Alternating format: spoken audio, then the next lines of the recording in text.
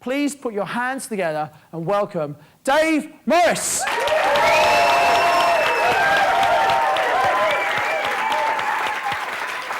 Thank you.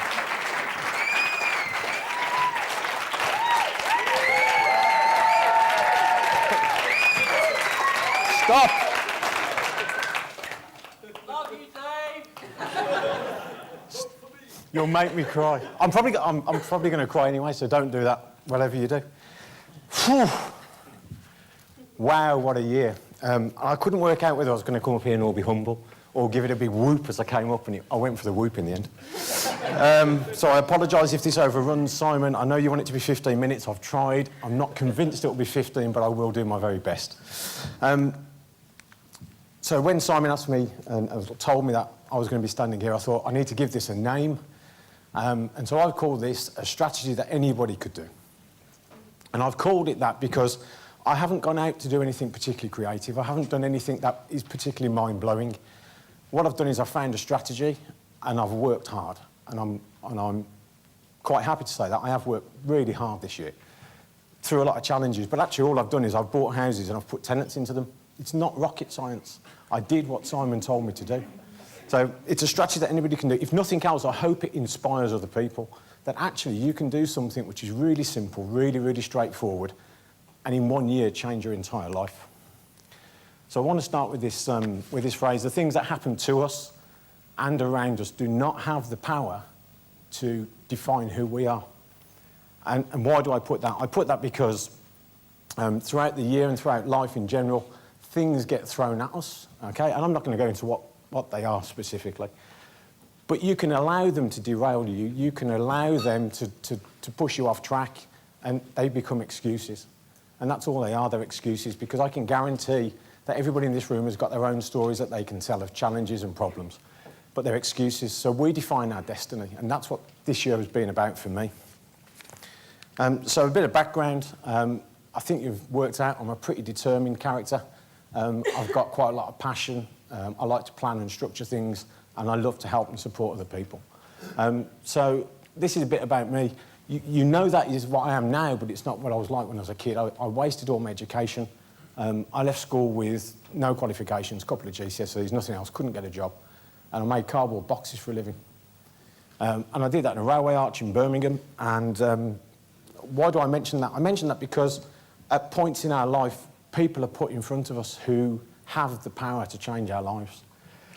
And it was in this job that I met somebody that was like that. This guy took me on, nobody else would give me a job, and he gave me all the encouragement, all the knowledge and all the support that I needed to become the best person I could. And within 15 months, I ran his shop floor for him. And so that's a guy who completely changed my life.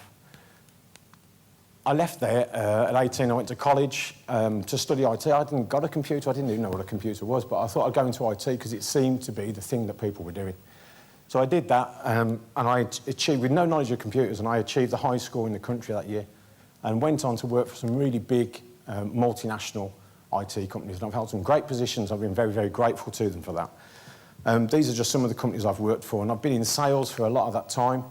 And in at least the last 11 years, I've smashed my sales targets for them. So as well as them giving me, you know, a good lifestyle and good jobs, I think I've given a lot back to them as organisations. And then this picture here, why is this important to me? This is standing on the roof of Africa. This is Mount Kilimanjaro. To climb that mountain just takes the most physical and emotional effort. And so I put that there because it's the environment that Mastermind has given me, reminded me of the environment that the people shared when we all summited that mountain. So this is my reason why. Clock faces with no hands, no time. Early on I exchanged my time for money, and then that gave me a lifestyle, and then I wanted more lifestyle, so I needed more money, so I exchanged more time for it, and it became a very vicious circle. And these are my two daughters. So Georgia's 20, and Phoebe's 2. And by exchanging all this time for money, I didn't always have enough time to spend with Georgia doing the stuff that I really wanted to do. So I came here so that never had to happen again, so that I would have the time to be with Phoebe, to be with other people around me, my nieces, my nephews, who all need a bit of help and support. And I needed to change my life, and that's why I came here. It's all about time for me. I can talk about all the other stuff I'm going to do, but it is about time. So there I am, trading my time for money a year ago, and I came here and I gave up my full-time job. I went part-time, so I gave up 40% of my job, 40% of my salary, and 50% of my bonus, and that was quite a lot of money. But for me, that was about, I had to make this work, because I didn't want to get to the end of 12 months and have to go back to that job and ask for a full-time job again. So I'd got 4 properties, I got a little bit of property, and I made a whole £700 a month from those properties.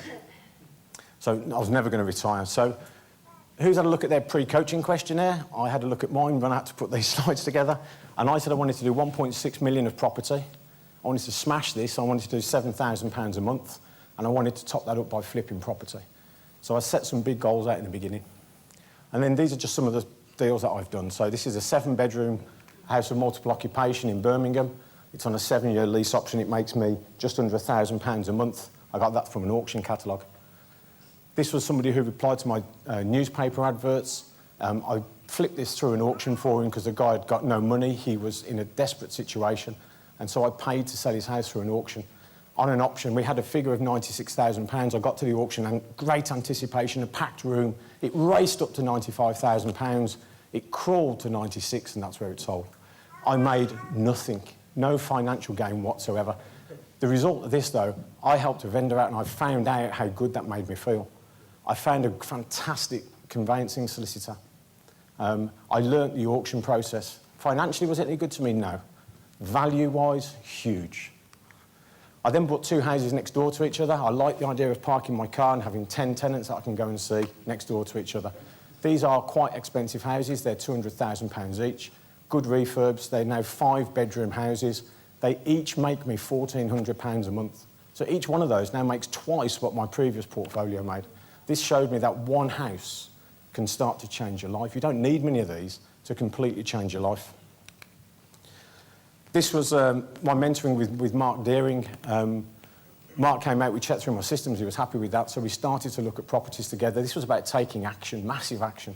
We looked at about 10 houses, we analysed them, we went out, we viewed 4, and I offered on this one on the day, and we bought it. It's a repossession.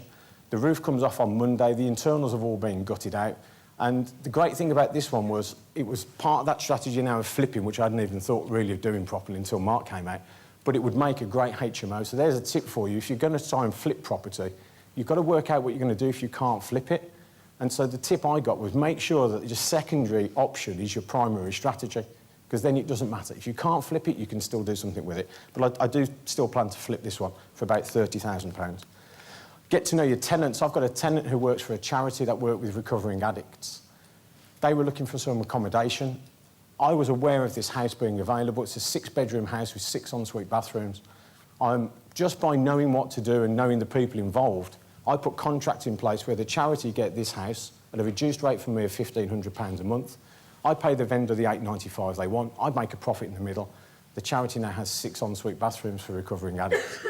That's just about knowing the right people and connecting them together with a bit of contracts and a bit of specialist knowledge. I love this one. This is a hairdresser's on the bottom. It's a 4-bedroom HMO on the top of it. I got this by sitting next to a previous masterminder having a curry one night.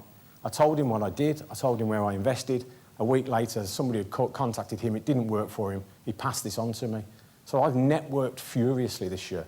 You know, I haven't stopped going to networking events or PIN meetings or property investing quick start courses, as much as I could do to network with as many people as possible. And that's how I got this deal. And you might be able to just see that on the side, there's an enormous advertising hoarding. So it's on a corner plot on a very busy road. I've already got masterminders and a letting agent who want to advertise on the side of my building. They want to put "We buy houses quick" signs up on my building, which is just fantastic. So there's a couple of others in there, but I know that time is very tight. This is a summary of what I've achieved. It's too small to read, but the key numbers I'm going to come to in a moment. This is, for me, as Simon said earlier today, this has not been about property. Property is the vehicle that I have used to change my life and change the life of the people around me. But it's been much more than that. We had a speaker in Birmingham last night, and he used the phrase, he said, "Just say yes." And I hadn't heard him say that before, but for me, that's been the approach that I've taken for the last year.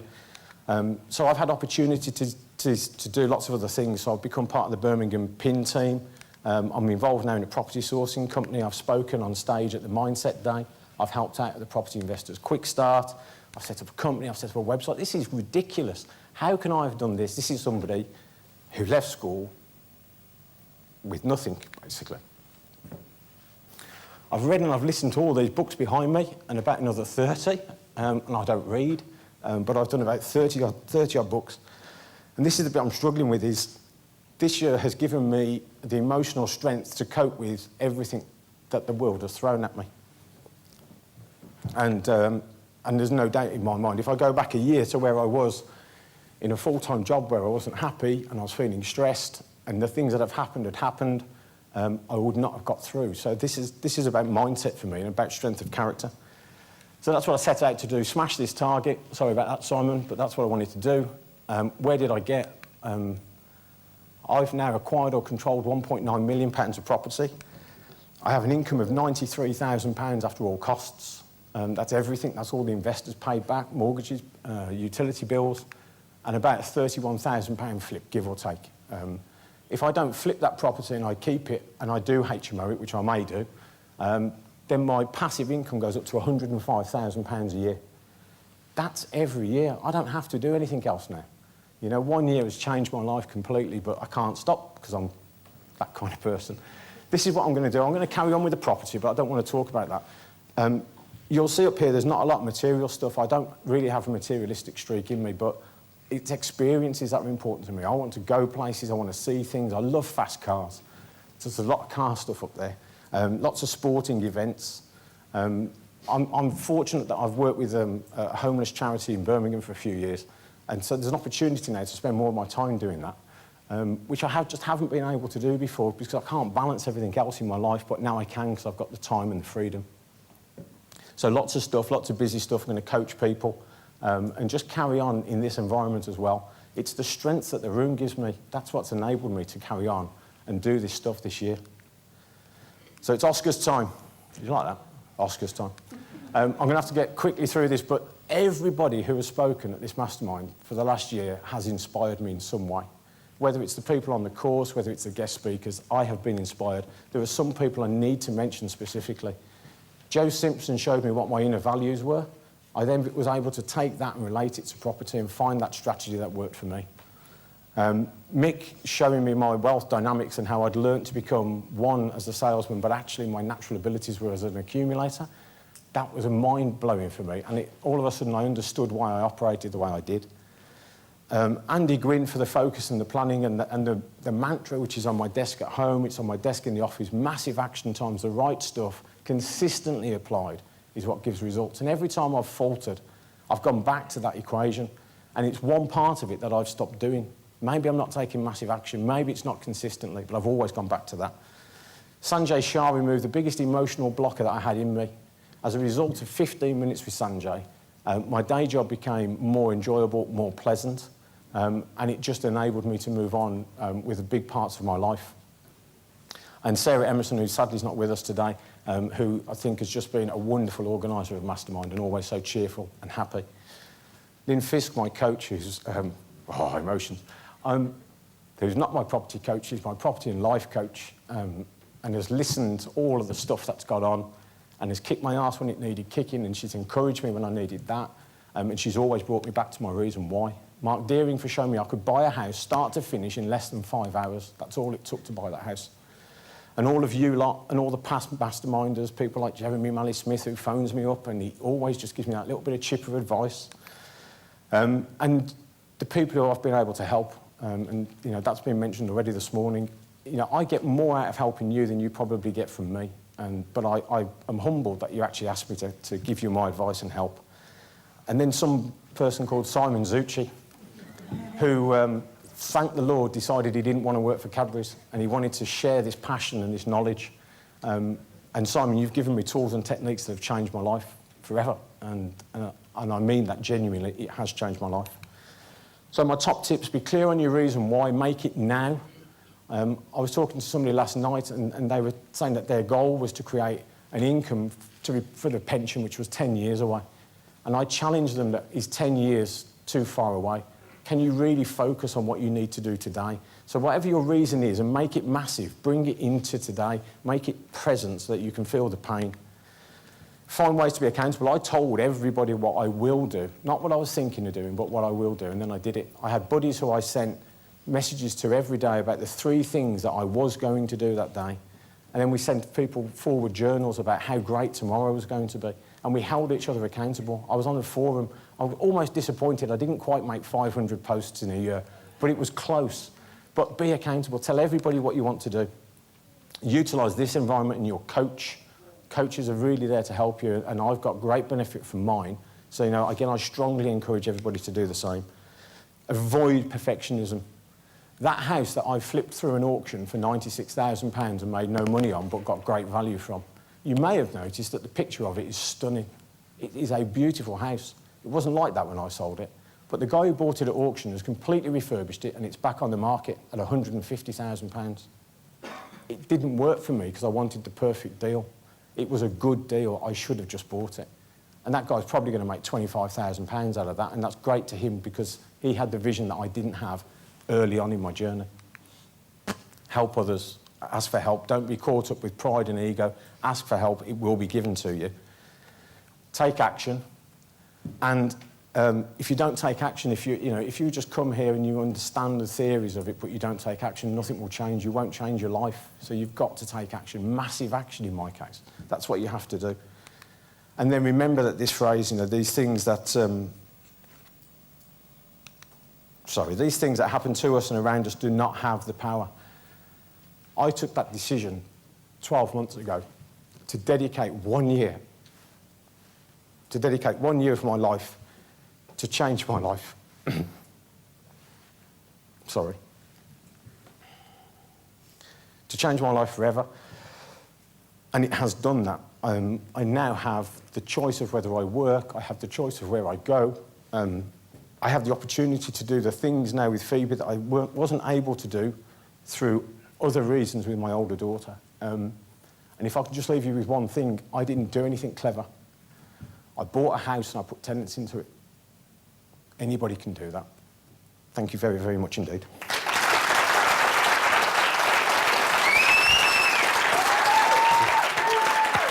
Well done, Dave. Well done. Fantastic. Well deserved. Okay. That's it. Dave Lewis!